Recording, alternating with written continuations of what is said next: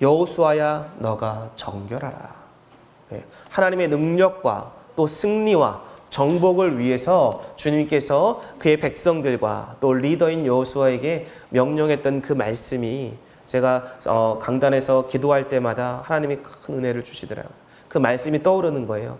그래서 하나님께서도 이 부족한 종에게, 우리 함께하는 성도들에게 요구하시는 게 그것이구나. 왜? 하나님의 크신 역사와 또 앞으로의 땅을 정복해갈 하나님의 복음의 사명을 위해서 우리가 정결하기를 원하시고 준비하시기를 원하시는 그 하나님의 마음이 감동이 되어서 오늘 6월달은 좀 거룩함이라는 주제를 가지고 우리가 준비해 가자.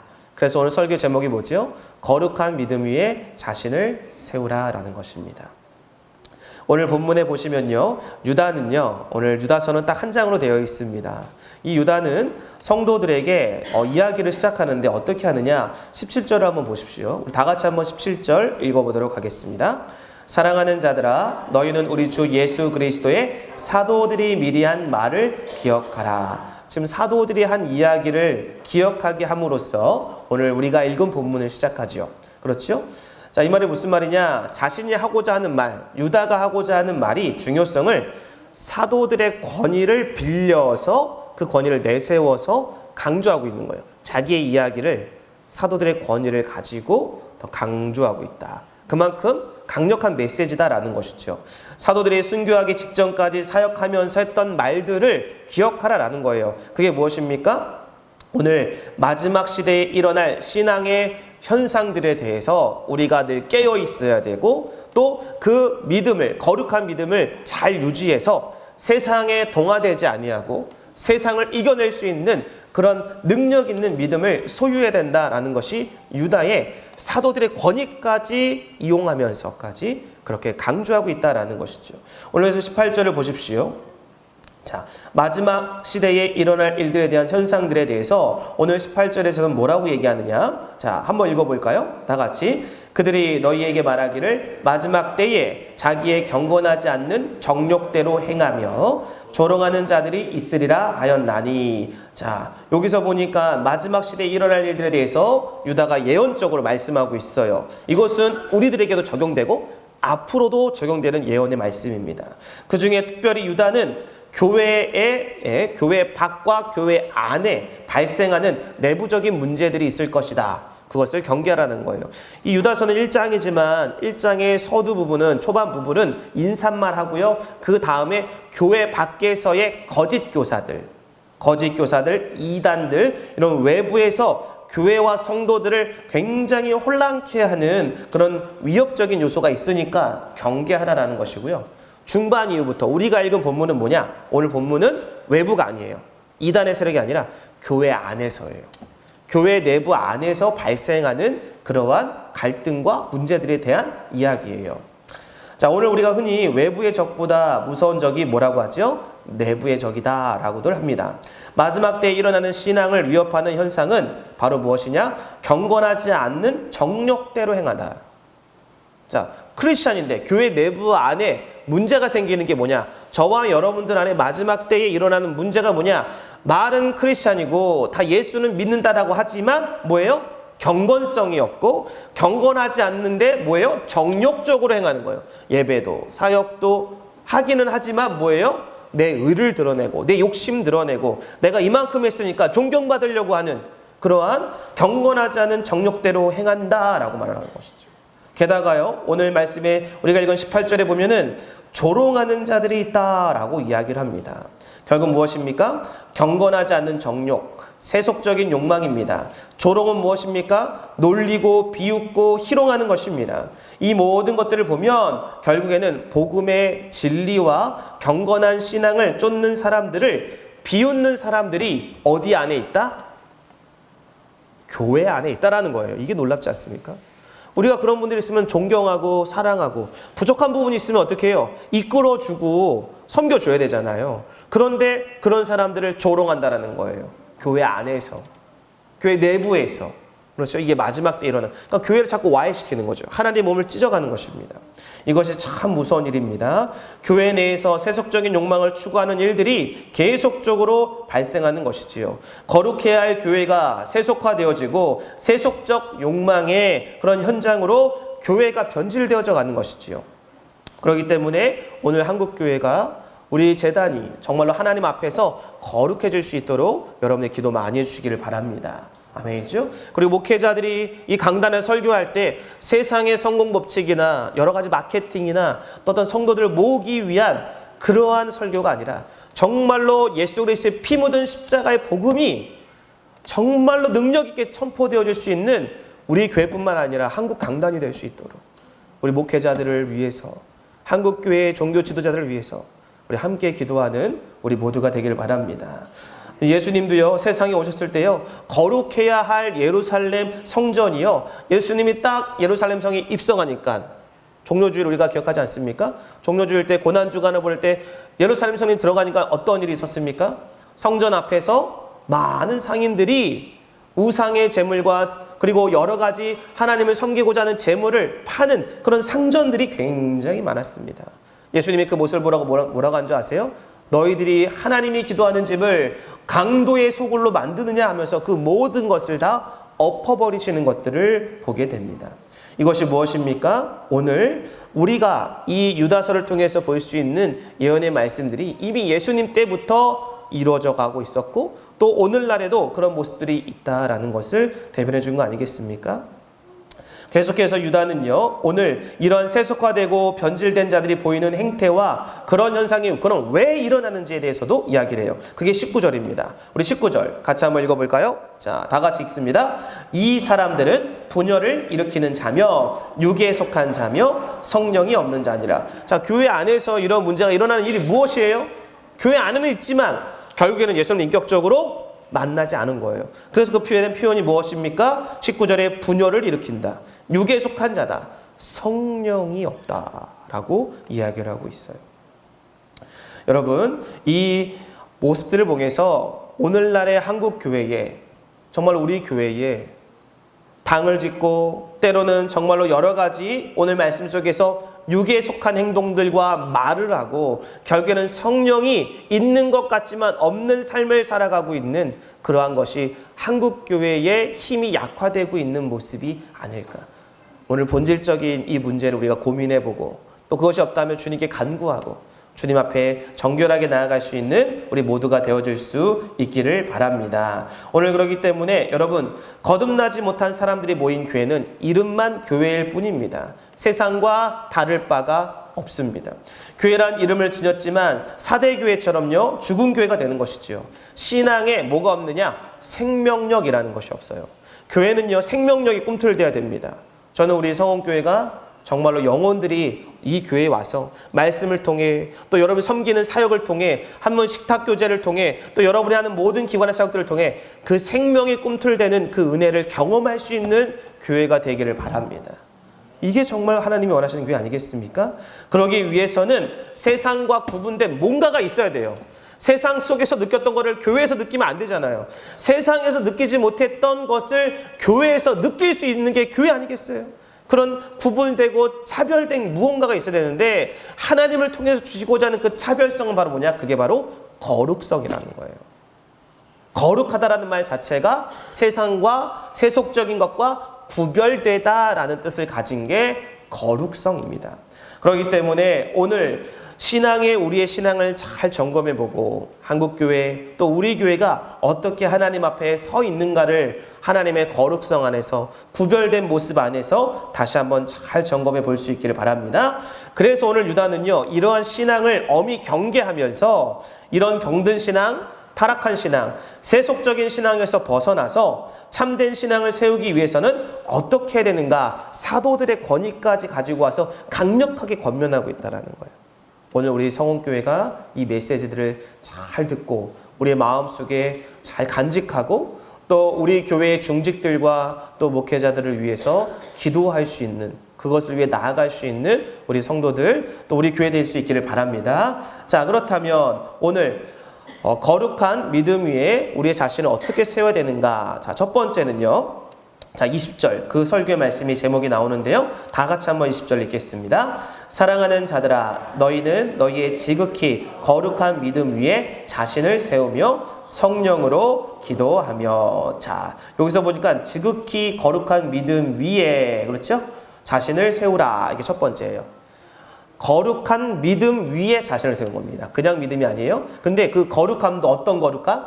지극히 거룩함. 그렇죠. 거룩함이란 단어도 굉장히 부담스러운데 그 지극함이란까지 있으니까 더 부담스러운 것 같습니다. 그렇다면 지극히 거룩한 믿음이란 무엇이냐라는 거예요. 여러분, 우리가 거룩할 수 있습니까? 우리 혼자 힘으로? 없지요. 근데 그 거룩함에도 지극히 아주 깨끗한 그러한 믿음을 우리가 소유할 수가 있을까요? 우리의 힘으로는 안 됩니다. 그런데요, 그것을 이젠 우리들에게 하나님께서 주시고자 하는 방법 중에서 누구를 보내주셨냐? 죄인된 거룩할 수 없는, 지극히란 단어는 아예 적용조차도 안 되는 우리들에게 예수님이 찾아오셨어요. 그리고 이 땅에서 예수님이 우리가 잘 알다시피 십자가와 부활사역, 그리고 40일 후에 승천하시고 다시 종말의 때에 오신다라는 그런 약속을 주셨죠. 자, 그렇다면 여기서 지극히 거룩한 믿음이란 무엇이냐라는 거예요. 우리가 구약의 믿음도 있고 신약의 믿음도 있잖아요. 그렇지요? 그러면 오늘날 현대를 살아가는 예수 그리스도가 이미 승천하셔서 다시 오실 것이라는 약속을 부여받은 성령 시대에 사는 우리들은 이 지극히 거룩한 믿음을, 유다가 강조하고 있는 그 원뜻의 의미는 바로 무엇이냐?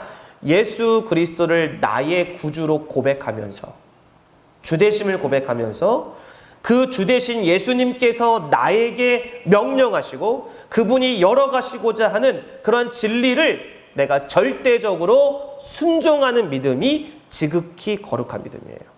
여러분, 우리 자신은요 깨끗할 수 없다니까요. 그런데 그 예수 그리스도를 믿는 고백이 우리를 정결하게 하는 줄로 믿습니다. 이거를 은혜라고 하는 거예요. 그래서 지극히 거룩한 믿음이죠. 그러면서 그 고백 속에서 뭐예요? 나의 죄를 씻겨주신 그 예수가 나의 구주다? 그러면서 그분을 위해서 순종하는 것이죠. 이게 바로 지극히 거룩한 믿음입니다. 그렇기 때문에 기독교는요, 예수님에 대한 생명과 진리를 기초로 해서 이루어진 종교입니다. 예수가 없으면 이 거룩성이라는 것이 성립이 될 수가 없는 것이지요. 예수님에 대한, 그렇다면 신앙이 흔들리면 뭐가 흔들리는 거예요? 저와 여러분들의 거룩성이 흔들리는 거예요. 이렇게 이해하시면 쉽습니다. 여러분들이 거룩한 믿음의 삶을, 그것도 지극히 거룩한 믿음의 삶을 살아가기 위해서는 주 예수 그리스도의 믿음의 관계가 중요한 것이고, 그분을 향한 신뢰성이 중요한 것이고, 그분과의 친밀함이 중요하다라는 것이지요. 예수 그리스도에 대한 신앙 고백을 통해서 결국에는요, 교회가 그 신앙 고백 위에서 세워진 거 아닙니까?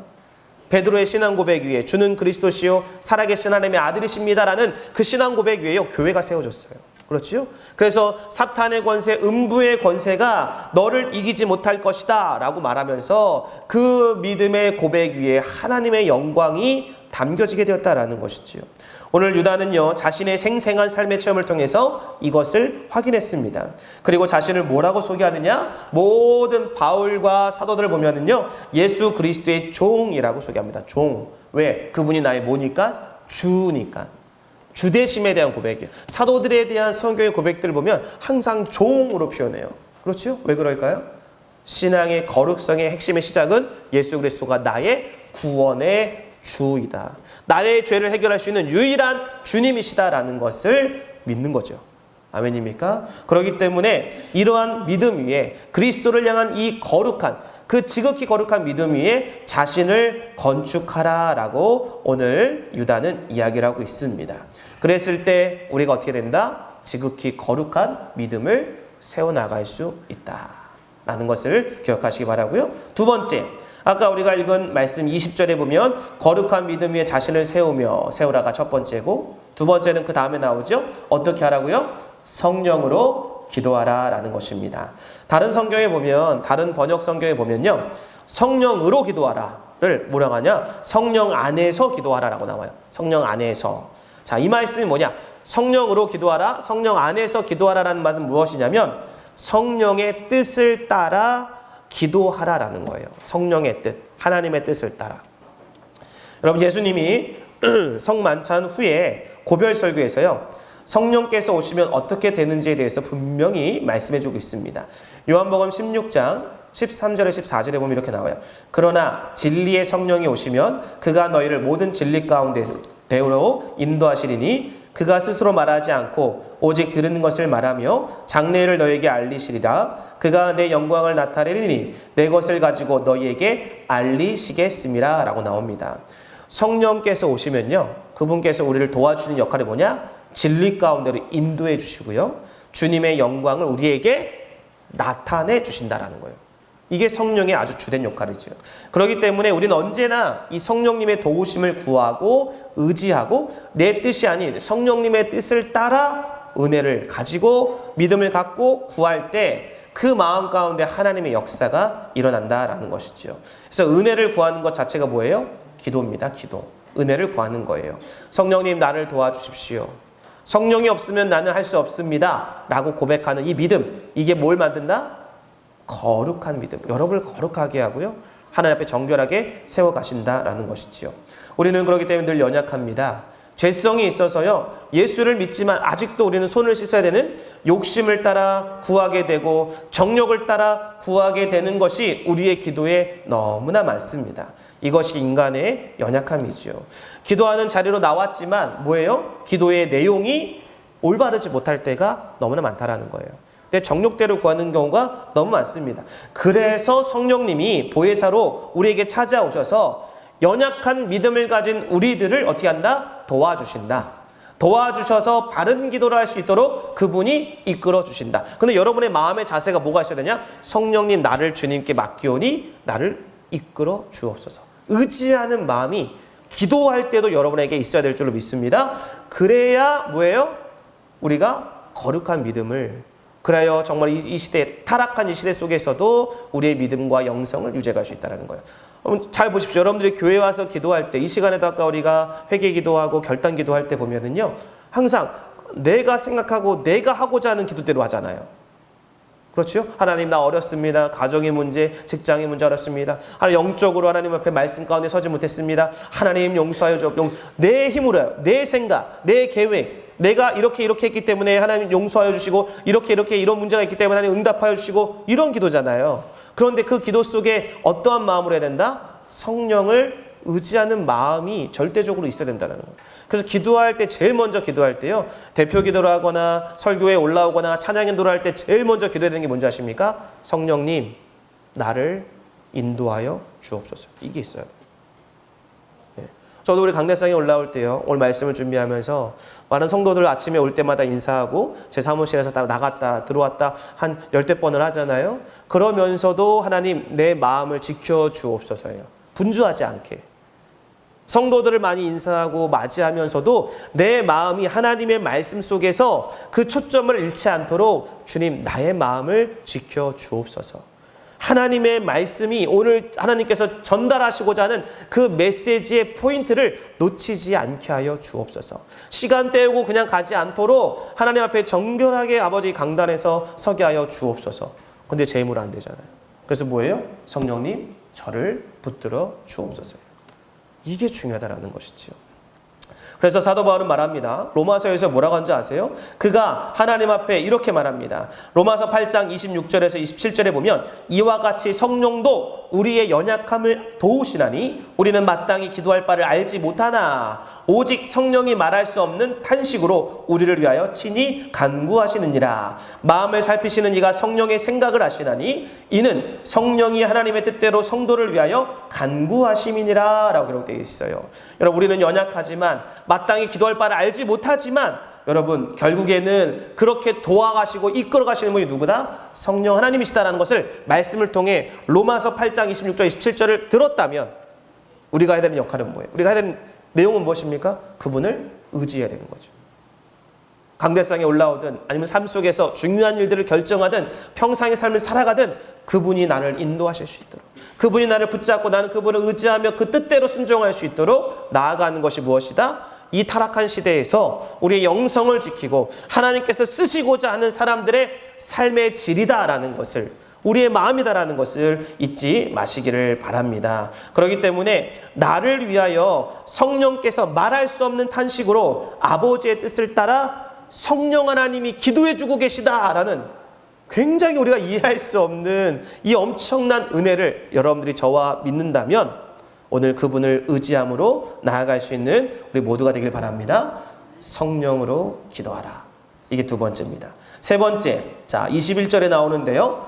자 21절 우리 같이 한번 읽도록 하겠습니다. 다 같이 하나님의 사랑 안에서 자신을 지키며 영생에 이르도록 우리 주 예수 그리스도의 궁유를 기다리라. 자 여기서 보면 또 두 가지가 나오지만 첫 번째로 이제 세 번째 내용이 나오지요.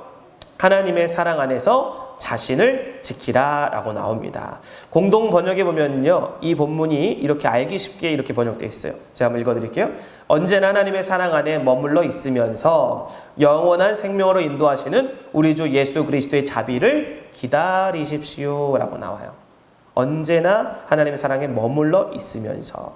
자, 하나님의 사랑만이 우리의 인간의 참 모습을 회복시켜 줍니다. 하나님의 사랑만이 구속과 생명과 부활의 역사를 이루어 가신다라는 것이죠. 여러분, 죄가 뭡니까? 죄란 뭐예요? 죄. 내가 어떤 행동으로 실수를 범하는 거예요? 잘못한 일들 하는 겁니까? 죄란 그 근본적인 정의를 보면 하나님이 말씀하신 것을 거부하는 것입니다. 하나님의 명령에 불순종하는 거예요. 이게 죄의 정의입니다. 그런데 그렇게 하나님의 뜻에 불순종하고 거부하게 되면 인간에게 따라오는 심리적인 현상이 제일 먼저 뭐냐? 바로 수치심과 불안함과 두려움이다라는 거예요. 죄 가운데 있을 때 죄책감이 들면서 이러한 심리적인 현상들, 영적인 현상들이 따라오면서 우리의 삶이 차츰차츰 무너지기 시작하고 타락된 길로 갈 수밖에 없어요. 왜? 불안을 해결해야 되잖아요. 하나님으로 해결해야 되는데 하나님으로 해결이 안 되니까 자꾸 뭐죠? 세상적인 만족과 쾌락과 그 불행과 두려움과 근심을 해결하고자 하는 물질과 인맥을 통해 자꾸 하나님과부터 점점 뭐 하는 거예요? 멀어져 가고 있는 것이 보이죠. 그렇기 때문에 우리가 거룩한 믿음으로 자신을 세워가기 위해서는 하나님의 사랑 안으로 자꾸 들어가야 돼요. 죄 가운데 있을 때 불안함이 온다면 그거를 하나님 앞에 고백하고 회개하고 뭐예요? 하나님의 사랑 안으로 들어가야지. 그렇게 하지 않고 점점 멀어진다면 우리는 절대 하나님 앞에서 거룩한 믿음을 소유할 수도 없고 그러한 능력의 삶을 살아갈 수도 없다라는 거예요. 이건 너무나 당연한 거 아니겠습니까?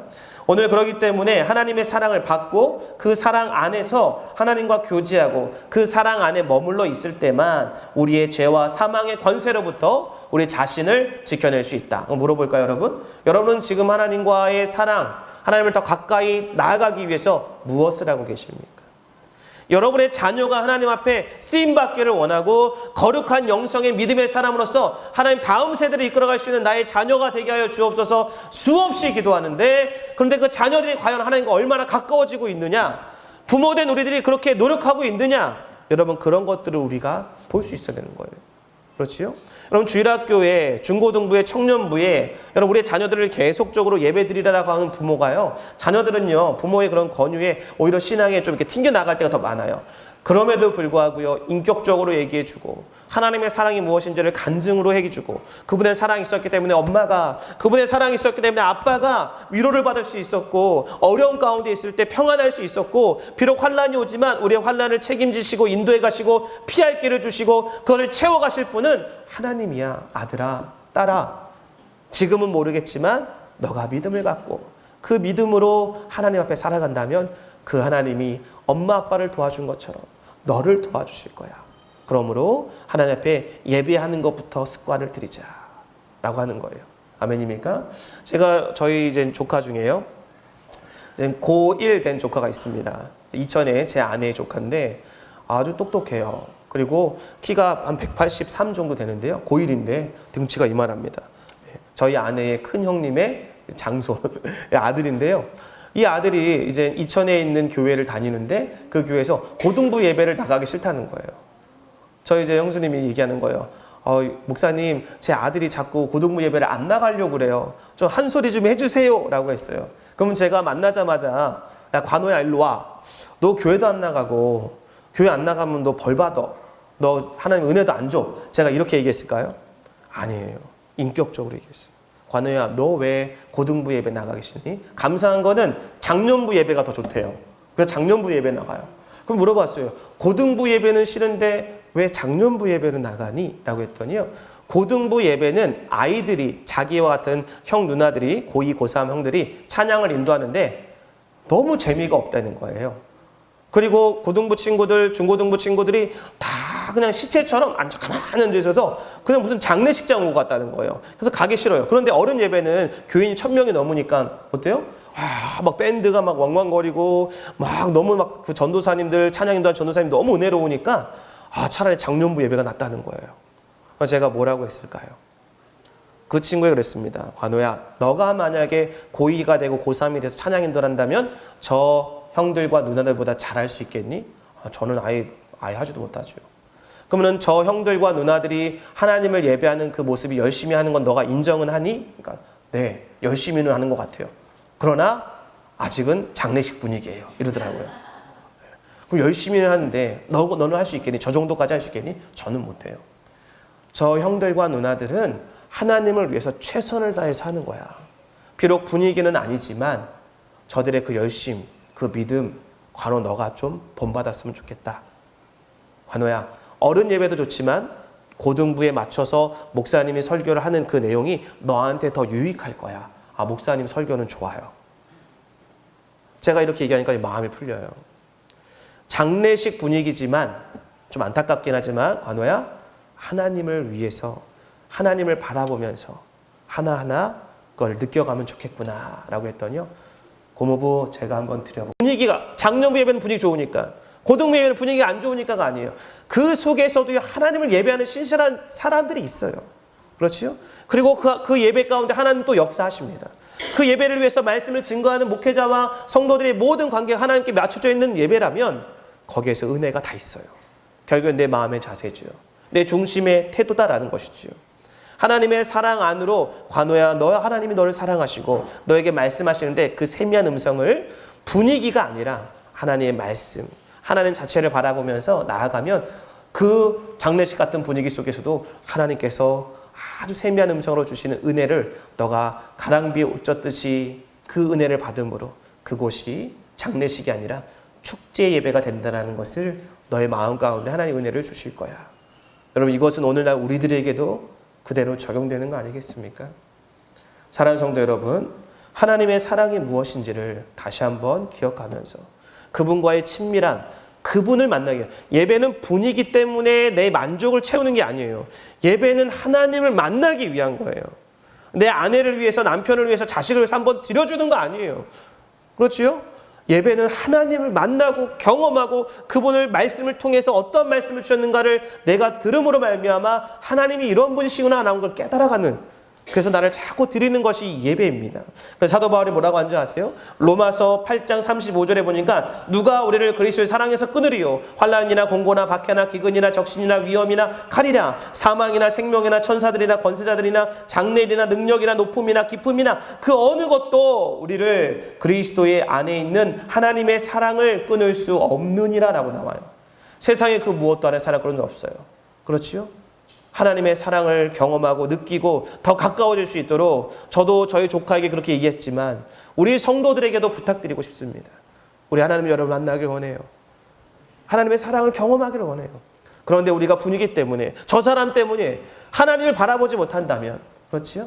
내가 한 주간 동안에 지치고 병들고 아픈 그 문제 때문에 하나님을 바라보지 못한다면, 오히려 그것 때문에 하나님을 더 바라봐야 되는데 바라보지 못한다면 오늘 이 예배가 무슨 의미가 있겠느냐라는 것이죠. 사랑하는 성도 여러분, 거룩한 믿음 위에 여러분 자신을 세우기 원하십니까? 하나님의 사랑 안에서 여러분의 마음과 생각을 잘 지키실 수 있기를 바랍니다. 그 하나님을 바라보는 것이 바로 오늘 우리들에게 하나님이 요구하시는 것이다 라는 것이고요. 마지막 네 번째 한번 보도록 할까요? 네 번째도 아까 우리가 읽은 말씀 21절에도 나오지만 자, 22, 23절까지 해서 나오는데 21절 후반절에 보니까 우리 주 예수 그리스도의 긍휼을 뭐하라? 기다리라. 22절에 보면은 어떤 의심하는 자들을 긍휼히 여기라. 23절에도 보면요, 쭉 읽어보면 맨 끝에 두려움으로 긍휼히 여기라. 21, 22, 23절에서 보면은 똑같은 단어가 반복되죠. 무엇입니까? 긍휼이라는 단어입니다. 자, 거룩한 믿음을 여러분들이 잘 지켜가고 세워가기 위해서 우리들에게 어떤 마음이 있어야 된다? 긍휼이란 단어가 연관성이 있다는 거예요. 이 말은 다시 말하면 뭐냐? 긍휼을 받고 긍휼을 베푸는 거예요. 다시 말할게요. 긍휼을 먼저 베푸는 게 아니에요. 긍휼을 내가 받고 긍휼을 어떻게 한다? 베풀어야 된다는 거예요. 아멘입니까? 먼저 내가 받아야 돼요. 근데 우리 모두가 다 긍휼을 받았나요? 안 받았나요? 받았어요. 어떤 긍휼을 받았죠? 예수 그리스도. 하나님의 사랑 안에서 독생자 예수 그리스도를 주셔서 죄 많은 우리들을 하나님께서 긍휼히 여겨주셔서 우리를 죄악 가운데서 건져주시는 놀라운 긍휼의 은혜를 받은 줄로 믿습니다. 그러면 그 마음으로 이웃을 바라보고 내 자녀를 바라보고 믿지 않는 불신자들을 바라보면 어떻게 돼요? 그들을 불쌍히 여길 수 있어야 된다는 거예요. 아멘입니까? 그 불쌍히 여기는 마음이 뭐로 표현되는 거예요? 구제로 표현되고, 그 불쌍히 여기는 마음이 선교로 표현되고, 그 불쌍히 여기는 마음이 섬김과 사역과 헌신으로 표현되는 거예요. 아멘입니까? 근본적인 마음은 긍휼이에요. 하나님이 이 땅에 예수 그리스도를 보내주신 그 근본적인 마음이, 하나님은 사랑이시지만 사랑 속에 더 구체적으로 들어가 보면 뭐예요? 그 포괄적인 사랑 안에 우리를 향한 불쌍히 여기시는, 죄악 가운데 허덕이는데 해결할 수 없는 그 죄인들을 향한 긍휼한 마음 때문에 하나님이 우리에게 예수 그리스도를 보내셨다라는 거예요. 아멘이죠? 그리고 믿음으로 말미암아 우리는 다 어떻게 돼요? 영생과 천국과 의인이 되었습니다. 긍휼은 자격 없는 자에게 필요한 은혜를 베푸는 마음입니다. 오늘날 예수를 믿는 성도들은요, 먼저 그리스도의 긍휼을 받은 성도들입니다. 이제는 우리가 그 긍휼을 입었다면 주변의 이웃들에게, 가족들에게 그 긍휼을 베풀어야 한다라는 거예요. 아멘입니까? 놀라운 것은 이 긍휼을 받고 베푸는 법칙이 어디에도 적용되는지 아세요? 원수를 사랑하는 것에도 법칙이 적용돼요. 주님의 사랑을 받았기에 내가 원수를 사랑해야 되는데, 하나님과 나 사이에 원수된 관계였잖아요. 죄로 인해서. 그렇죠? 그런데 그 사랑을 받음으로 원수된 관계가, 원수는 사라지고 하나님의 자녀가 되는 권세가 되셨잖아요. 그렇죠? 우리에게 주신 사랑이에요. 그런데 그 사랑으로, 그 은혜로 뭐예요? 원수된 우리의 이웃들도 그렇게 사랑할 수 있어야 된다라는 게 성경의 법칙이에요. 근데 이게 안 돼요. 우리의 힘으로 불가능해요. 그렇기 때문에 누가 도와주셔야 돼요? 성령 하나님 도와주셔야 돼요. 그래서 우리 성령 시대를 살아가는 시작 시대에 사는 우리들에게는 가장 중요한, 아주 중요한 요소는 성령을 의지해야 돼요. 그 내용은 말씀이 돼야 되고 복음이 돼야 되는 것이지요. 그것이 중요하다라는 것입니다. 여러분, 이런 말이 있죠. 죄는 미워하되 사람은 미워하지 말라. 꼭 새겨 들으시기 바랍니다. 여러분, 돌아오는 죄인을 불쌍히 여길 때 죄는 미워하지만 그 사람은 미워하면 안 된다고. 나에게 해코지 하는 그 사람, 저 사람, 진짜 저렇게 해서 언젠간 벌 받을 거다. 지옥 갈 거다. 여러분, 저 사람이 지옥 가면 안 되는 거예요. 그렇지요? 저 죄의 행태를 끊어버리고 불쌍히 여기는 마음으로 하나님께로 돌아오게 하여 주옵소서. 이 마음이 거룩한 믿음으로 자기를 세우는 자들의 마음 자세다라는 거죠. 나를 괴롭게 하는 상사, 나를 힘들게 하는 내 이웃, 나를 힘들게 하는 우리의 가족 구성과 친족들이 있습니까? 그렇다면 그들을 불쌍히 여길 수 있게 바랍니다. 왜? 여러분들이 불쌍히 여김을 받으셨잖아요. 회복이 되셨잖아요. 그렇다면 그 사랑을, 그 은혜를 흘려보낼 수 있는 저와 여러분이 되어줄 수 있기를 바랍니다. 오늘 이것이 바로 유다가 그의 성도들을 향하여 쓴 편지에서 바로 이러한 메시지들을 주는 거죠. 그리고 마지막으로 어떻게 마무리하느냐? 편지의 마지막은요, 24절과 25절인데, 자, 25절 다 같이 한번 읽고 오늘 말씀을 정리합니다. 25절 시작. 곧 우리 주 홀로 하나이신 하나님께 우리 주 예수 그리스도로 말미암아 영광과 위엄과 권력과 권세가 영원 전부터 이제와 영원토록 있을지어다. 아멘. 무엇으로 마무리하죠? 축복으로 마무리해요. 축복. 아멘입니까? 여러분, 축복으로 마무리해요. 거룩한 믿음의 위에 자신을 잘 세운 사람들은요, 언어 자체가 긍휼의 언어고 사랑의 언어고 항상 축복의 언어입니다. 그런데 거룩한 믿음 위에 살지 못하는 세속적인 사람, 오늘 성경에 나와 있는 18절에 경건치 않은 정욕대로 행하는 사람, 조롱하는 사람, 분열을 일으키는 사람, 육에 속한 사람, 성령이 없는 자는 항상 무엇입니까? 정죄와 이간질과 거짓말을 일삼습니다. 그러한 사람들은 절대로 거룩한 믿음 위에 자신을 세울 수도 없고, 그러한 사람이 속한 데는 자꾸 어떻게 해요? 분쟁과 갈등만 일어난다라는 것이죠. 사랑하는 성도 여러분, 저는 우리 교회가 굉장히 저는 건강하다고 믿습니다. 부족함이 있습니다. 연약함이 왜 없겠습니까? 어떤 사람들이 이런 얘기합니다. 아유, 교회 가면 교회 사람들이 세상 사람들보다 더 악한 것 같아. 저는 이 말이 공감이 되고 이해가 됩니다. 왜 그럴까요? 교회는요, 죄인들이 모여있는 집합체예요. 정말로 악한 죄인들이 모인 집합체인데 예수 그리스도를 믿음으로, 그나마 믿음으로 그 궁일과 사랑을 덧입은 자들이 믿음으로 어떻게 된 거예요? 거듭난 사람들이 모인 무리가 교회 아니에요? 그런데 아직도 죄악의 습성이 있어요, 없어요? 있죠. 혈기가 있습니다. 고집이 있습니다. 자기 나름대로의 정욕적인 부분이 있어요. 예수를 믿었지만 아직 그렇단 말이에요. 그러니까 교회에 갈등이 있고 문제가 있는 게 당연한 거고요. 세상 사람들이 볼 때는요, 완벽하지 않은 저들의 죄성의 모습들이 아직도 성화되고 있는 연약한 모습들이 보일 수밖에 없는 게 교회예요. 그런데 놀라운 건 뭔지 알아요? 세상 사람들이 교회를 바라볼 때는 완벽한 모습을 기대하고 있어요. 완벽한 모습을 기대하니까 교회가 그걸 보여주지 못하는 연약함이 있으니까 하나님이 일하시는 거예요. 하나님이 일하시는 거예요. 그렇죠? 우리가 인정할 건 무엇입니까? 우리는 연약합니다. 부족합니다. 그러기에 성령님 나를 인도하여 주시고 주님의 믿음의 반석 위에 세워주시고 하나님의 사랑 안에 거하게 하여 주시고 성령 안에서 기도하게 하여 주시고 하나님의 긍휼과 사랑을 깨닫게 하여 주셔서 먼저 받은 우리들 그걸 실천하게 하여 주옵시고 축복하며 살아가게 하여 주옵소서. 여러분, 이런 교회는 부흥합니다. 이런 가정은 일어섭니다. 이런 사람 하나님께서 크게 쓰십니다. 아멘입니까?